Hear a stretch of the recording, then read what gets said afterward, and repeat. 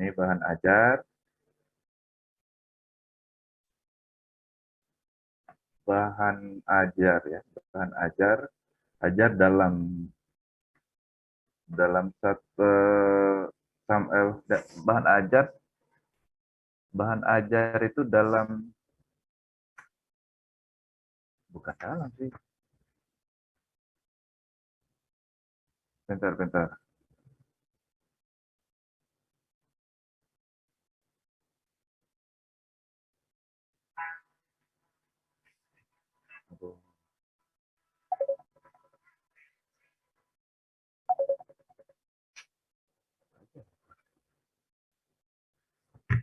Bahan ajar sampai UTS,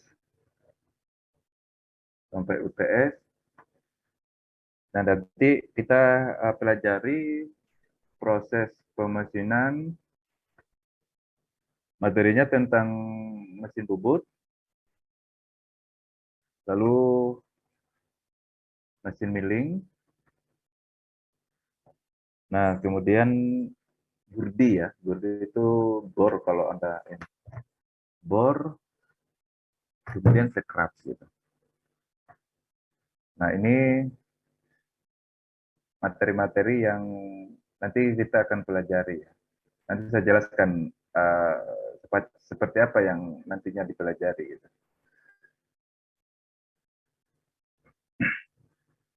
Nanti ada bukunya juga kok. Ini gimana caranya ini biar otomatis enggak ini nih ACC kayak gini.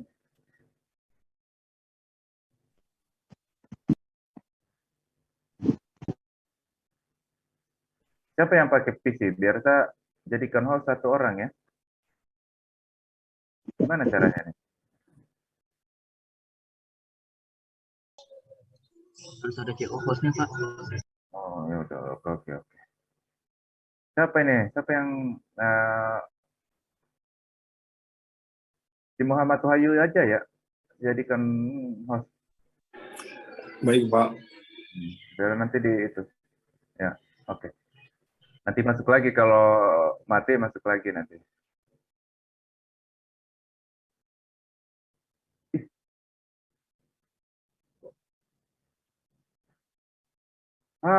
Itu terdesibel. Ini dulu. Saya lupa tadi. Izinkan Bapak ini. Soalnya terdesibel ini. Gimana caranya nih? Udah bisa belum? Udah belum? Belum. Belum, Pak. Sebentar.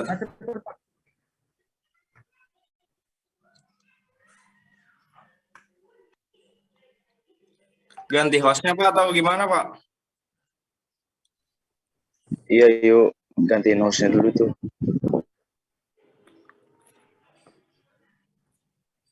Sudah, Pak. Ganti coba.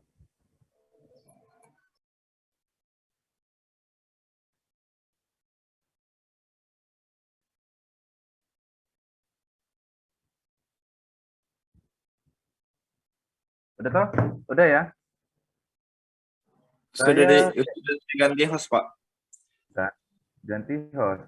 Berarti saya pindahkan ke Dwi ya. Dia itu kayaknya pakai laptop dia. Tapi ini dulu ya. Ribet amat. Kenapa nggak offline aja kita ya? Aduh. Open. Kalau nggak pakai Google Meet aja, Pak. Nanti bisa langsung masuk kok pakai akun Sika. Google Meet. Iya, Pak. Google Meet. Iya, Pak. Itu lebih mudah, Pak. Sama nggak ada batasan waktu juga. Iya sih. Tapi ya boleh lah. Enggak, nanti kalau ini mati, baru kita mulai itu. Soalnya kalau Google Meet itu, notepad saya nggak bisa nulis-nulis, makanya saya nggak suka. Ya udahlah, kita selesaikan aja dulu. Ini ya. Oke, kita lanjut. Ini mata kuliah kita kan teknik pemesinan dan mesin perkakas. Lalu ada dosen 2 pengampu. Dosen pengampu ada 2. Nah, yang bahan ajar dalam Ini kenapa ada dalam? Sampai UTS itu, kita lanjut lagi ya. Proses pemesinan ada mesin bubut, lalu milling, gurdi itu bor ya. Kemudian ada cekrap ya. Nah, nanti yang kita pelajari, nanti yang kita akan pelajari itu adalah perhitungan ya. Jadi nantilah contohnya nanti saya sampaikan nanti sebentar itu. Nah setelah itu saya belum bikin ini sih soalnya. Nah kemudian ada aplikasi. Jadi aplikasi pembuatan ya, pembuatan dan perakitan. Perakitan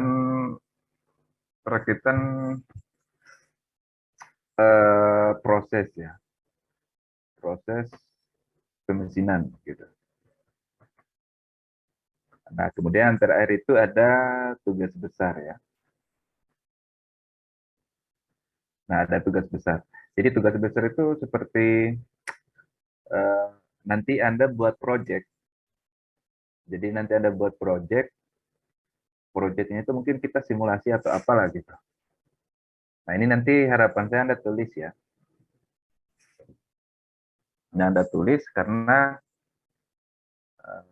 dalam mudah-mudahan sampai UTS gitu.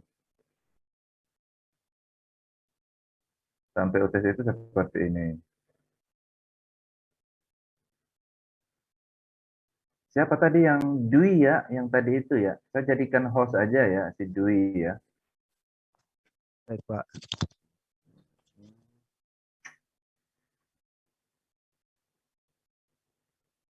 Nanti 30 menit mati nih. Nah ini nanti materi kita itu ini aja ya. Jadi dikit sih, sebenarnya sedikit. Untuk bukunya saya belum cari lagi, tapi nanti saya cari. Nah, di sini mungkin bisa ya, bisa dipahami lah ya. Nah, kemudian kita masuk ke pengenalan dulu, gitu. Pengenalan proses pemesinan itu apa gitu. Tapi kalau Anda pelajari, sebenarnya udah harus bisa lah. Gitu. Nah, ini salah satu ebook yang Bapak pakai juga selama ini. Bapak pakai gitu. Udah berapa kali pertemuan, udah berapa kali ngajarin ebook ini yang saya pakai. Nah, kita harus pahami dulu permesinan itu apa. Gitu. Nah, permesinan itu adalah proses pembentukan logam ya. Jadi misalkan ada uh, material, kita proses machining, nanti tiba-tiba modelnya berubah. Jadi tetapi masih dalam proses putaran ya. Jadi kalau misalkan permesinan ini jadi tidak jauh-jauh dengan putaran. Kenapa notepad saya begini ya? Kan nggak sensitif banget ini notepad. Jadi ada putaran ya.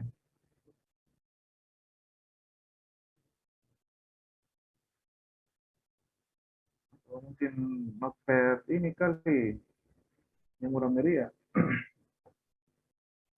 Itu. Jadi kalau kita berbicara tentang proses permesinan, nah itu pasti ada putaran ya. Nah ini bisa nih. Nah ada putaran. Jadi intinya itu eh, proses ya. Pro, proses pembuat eh eh aduh bentar. Ini kayaknya harus dilap-lap ini.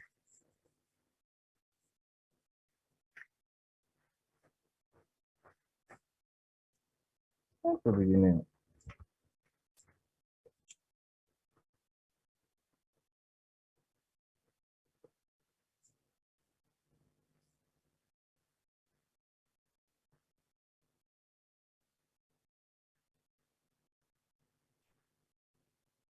Proses pembuatan ya. Eh, itu apa kayaknya udah lama ya nggak kepake ya. Proses.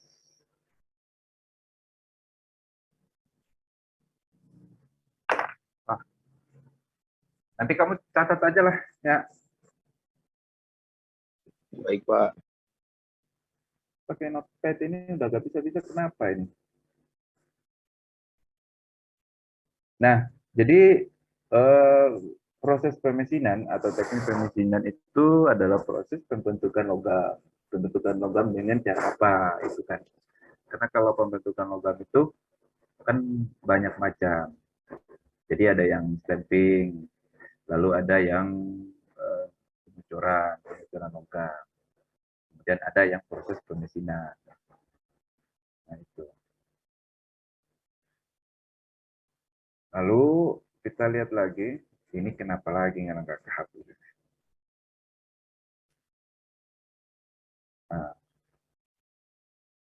lalu ini adalah daftar isi ya, daftar isi dari e-book ini. Yang pertama itu ada proses pemesinan atau machining proses gitu. Lalu ada klarifikasi proses pemesinan. Di klarifikasi proses pemesinan ini dia mempelajari tentang gaya-gaya atau model-model putaran. Jadi kalau machining itu pasti berhubungan dengan putaran. Gitu. Nah, kemudian ya pokoknya ini aja nih, elemen-elemen dasarnya saja yang kita pelajari. Nanti kalau kayak potong, kayak ini, sampai sini misalkan, ini 3, 4 itu nanti dipelajari. Nah, paling gaya potong itu seperti apa, nanti itu nanti pelajari. Nah, kita masuk ke proses pemesinan ya, atau machining. Definisi proses pemesinan merupakan pembentukan drum. Pembentukan drum itu sama sih sama yang tadi ya. Jadi kalau misalkan ada putaran, ada objek, nanti dia terbentuk. Kalau pernah lihat proses pembubutan, biasanya kan ada yang chipnya ya. Chip itu kayak namanya kalau di bengkel itu geram ya kalau nggak salah. Akibat perkakas tool yang dipasangkan pada mesin perkakas atau machining tool. Jadi kalau machining tool itu kayak kalau pernah lihat mata bor, mata pahat, nah seperti itu. Gitu. Ya ini hanya sekedar kita mengulang aja ya. Ini di proses produksi itu harusnya udah ada, harusnya udah pernah Anda pelajari gitu. Nah kemudian proses pemesinan termasuk dalam kualifikasi proses pemotongan. Selain putaran, kita harus tahu dulu proses pemesinan itu pasti berhubungan sama proses pemotongan logam.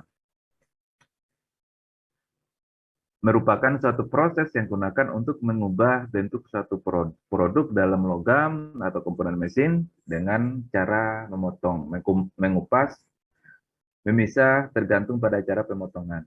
Nanti ini kita bisa garis bawahi lah ya. Ada memotong, mengupas, atau memisah. Nah itu salah satu syarat ya, syarat proses permesinan. Jadi kita itu pasti berhubungan dengan memotong, lalu mengupas, kemudian memisah, gitu maksudnya. Nah, lalu dikelompokkan menjadi kelompok besar yaitu proses pemotongan dengan mesin las, mesin press, perkakas, dan lain sebagainya. Nah, lalu di sini ternyata selain permesinan yang konvensional, sekarang sudah canggih lah ya. Sudah ada istilah nah ini nih non conventional machining Non konvensional mesin itu berarti dia eh, sudah lebih canggih lah ya. Istilahnya tuh kalau di mesin bubut itu kan sekarang sudah pakai CNC ya, atau kontrol komputer system gitu. Nah, lalu ada eh, water jet machining atau EDM, electro discharge machining atau LBM, ini alat-alat yang sudah CNC ya. Jadi sudah otomatis lah ya gitu. Nanti tapi bukan ini yang kita pelajari gitu. Yang kita pelajari itu yang konvensionalnya. Nah, kemudian di sini buku paduan ini dirancang untuk memadu pemula dalam mempelajari proses permesinan dan barangkali juga sebagai pengingat atau penata bagi mereka yang telah lama berkecimpung di area permesinan ini. Nah, kemudian ada klasifikasi proses permesinan, elemen-elemen dasar permesinan, lalu gaya dan permesinan gitu. Nah, ini adalah inti ya, atau klasifikasi proses permesinan. Jadi kalau Anda lihat yang tadi, yang yang teori kita tadi itu, dalam satu semester itu kita hanya mempelajari tentang ini saja nih. Turning, drilling, drilling, milling, dan gurdi gitu. Nah, kita coba lihat lagi ya. Pahat yang bergerak relatif terhadap benda kerja akan menghasilkan geram, dan sementara itu permukaan benda kerja secara bertahap akan berbentuk menjadi komponen yang kita hendaki. Jadi kalau proses pembubutan atau proses mesin non konvensional itu kan nanti bisa diatur lah ya, kecepatannya kecepatan makannya berapa, misalkan uh, ada benda kerja atau materi yang kita bentuk itu sesuai dengan kemauan kita gitu. Jadi ya beda kalau stamping kan langsung di punch itu dia langsung jadi produk, tapi kalau ini enggak. Kalau ini kita harus lihat dulu diameternya gimana, berapa yang kita mau kikis. Nah, baru kita kikis gitu. Lalu pahat tersebut dipasang pada suatu jenis mesin perkakas dan dapat merupakan salah satu dari berbagai jenis perkakas. Potong disesuaikan dengan cara pemotongan dan bentuk akhir produk. Nah, kemudian dari jumlah mata potong dapat diklasifikasikan dua jenis pahat, yaitu pahat bermata potong tunggal atau single point cutting tools. Ini harusnya kamu udah pelajari dulu. Nah, kemudian ada pahat bermata potong jambang. Ada yang bisa kan, yang tahu kan kalau misalkan saya kasih contoh atau saya kasih pertanyaan, kalau mata potong tunggal itu contohnya mata potong apa gitu. Kalau yang jamak itu contohnya mata potong mesin apa.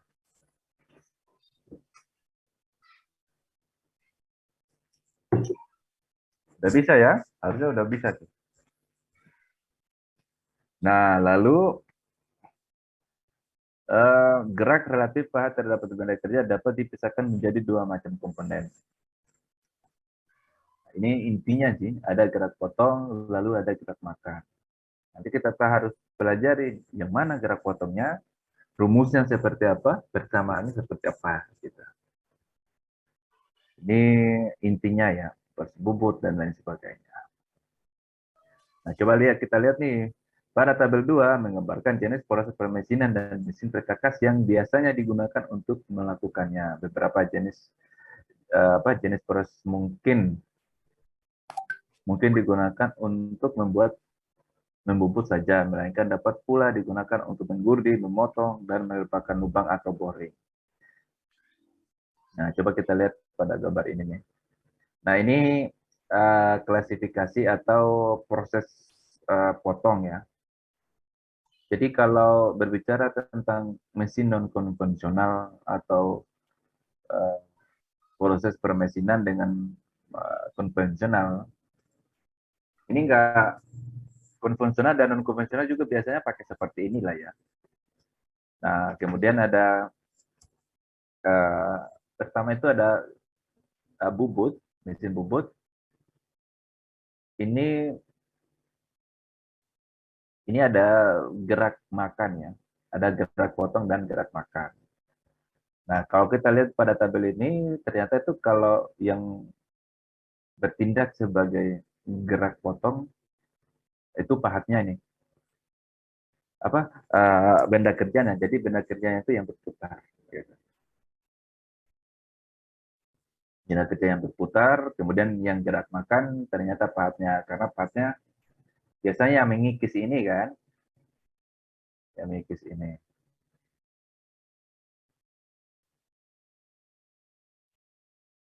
Nah, ini ya. Nah, beda kalau gurdi. Gurdi itu dia kebalikan dari bubut ini. Karena benda kerjanya yang berputar. Gitu. Makanya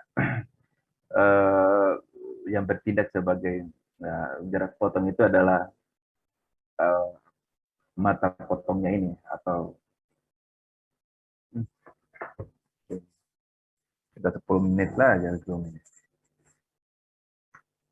Nah, lalu ini ada fresh ya, atau milling. Milling itu sama dengan ini untuk yang gerak potong. Jadi yang bertindak sebagai bertindak sebagai gerak potong itu adalah pahat. Nah, kemudian benda kerja juga bisa di sini. Gitu. Nah, ini berputar juga nih materialnya, atau pahatnya itu berputar. Ini juga bisa berputar sih sebenarnya. Kemudian ada gerinda. Nah, gerinda itu sama ya. Sama. Ini pahat juga untuk gerak potongnya. Pahat, lalu ada benda kerja juga. Kemudian ada gerinda silindrik ya. Ada pahat, lalu ada benda kerja. Kemudian ada scrap yang gerak potong itu yang memakan ya. Biasanya kalau gerak potong itu yang diam biasanya. Nah, kemudian ini sama ya, benda kerja, kemudian pahat dan benda kerja. Jadi dua-duanya bisa. Artinya ini bisa diam, dia bisa diam dan bisa juga bergerak gitu. Sama halnya dengan benda kerjanya juga, dia fleksibel. Dia bisa bergerak dan bisa juga diam. Gitu. Kemudian ada gergaji. Gergaji itu hanya satu klasifikasi permesinan. Jadi hanya pahat saja yang bergerak gitu. Kalau benda kerjanya itu nggak ada malah. Nah, itu adalah bentuk-bentuk klasifikasi proses permesinan. Ini harus dihafal ini. Nah, ini harus dihafal karena biasanya ini nanti ditanyakan gitu. Di pekerjaan atau UAS UTS itu biasa saya kasih masuk gitu. Jadi yang bertindak sebagai gerak potong itu yang mana, yang gerak makan itu yang mana.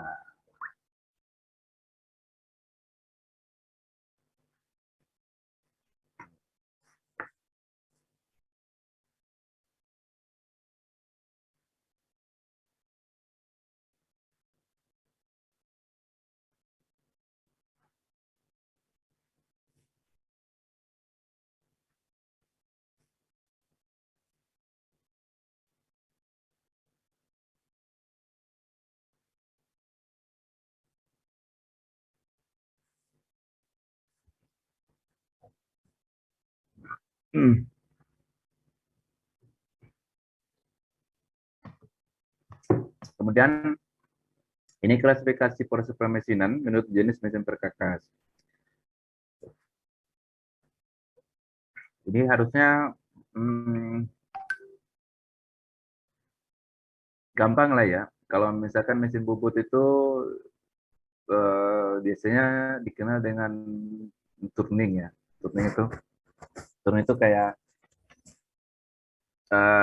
pembubutan. Jadi pembentukan logam dengan putaran sebenarnya. Lalu sama gurdi. Gurdi itu ini bahasa Inggrisnya ya. Biasa disebut dengan drilling, scrap itu sapping ya atau planing. Lalu ada brace, ada gergaji, lebar lubang atau koter atau boring ya, parut atau branching, grinding dan lain sebagainya lah. Nanti Anda baca sendiri gitu. Nah, kemudian di sini ada kenapa bentuknya kayak gini ya? Saya belum bikin materi sih. Pada tabel ini proses ini ya, bukan proses sih, alur machining ya. Jadi kalau misalkan general of cylinder atau yang berhubungan dengan apa ya, logam yang berbentuk silinder biasanya, nah ini nih, biasanya diproses pada mesin bubut atau boring gitu biasanya itu. Kemudian kalau yang bentuknya pembentukan atau stamping atau lain sebagainya, nah ini nih biasanya pakai yang ini. Kalau yang seperti ini biasanya kalau pembentukan logam menggunakan mesin-mesin body kendaraan itu kan. Kalau body kendaraan kan biasanya disamping juga, nggak diproses per mesin ini. Gitu. Jadi ada dua jenis ya, pembentukan logam menggunakan mesin tadi.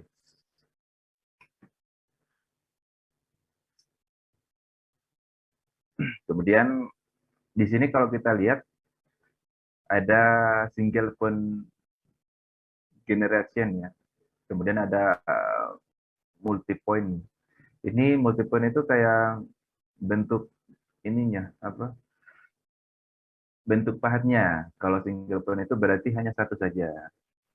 Nah, lalu kalau yang kedua, yang multi itu berarti ganda ya. Jadi bentuk matanya itu dalam satu pahat itu ada dua permukaan mata potong atau lebih gitu. Ini harus tahu juga kalian nanti. Kemudian proses yang biasanya dilakukan pada mesin bubut atau pahat bermata potong tunggal. Harusnya kamu harus sudah bisa yang mata tunggal itu apa saja. Gitu.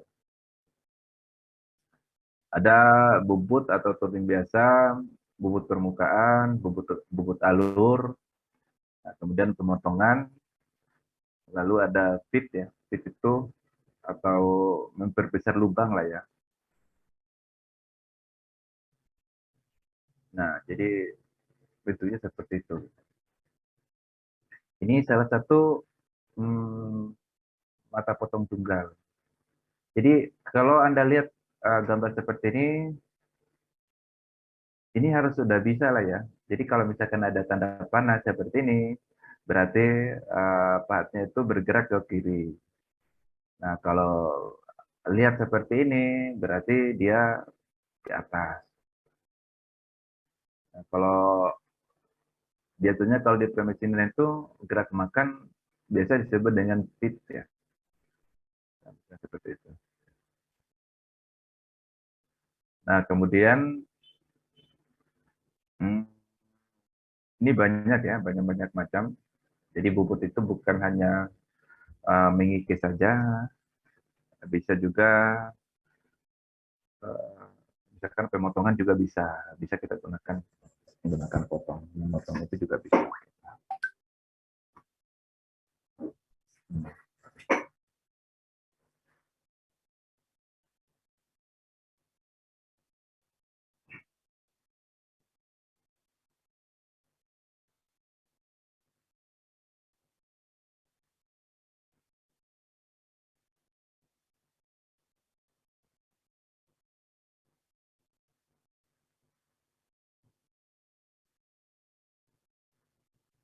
Nah, kemudian ini Kalau tadi pembubutan, kita masuk ke pengeboran atau gurdi ya.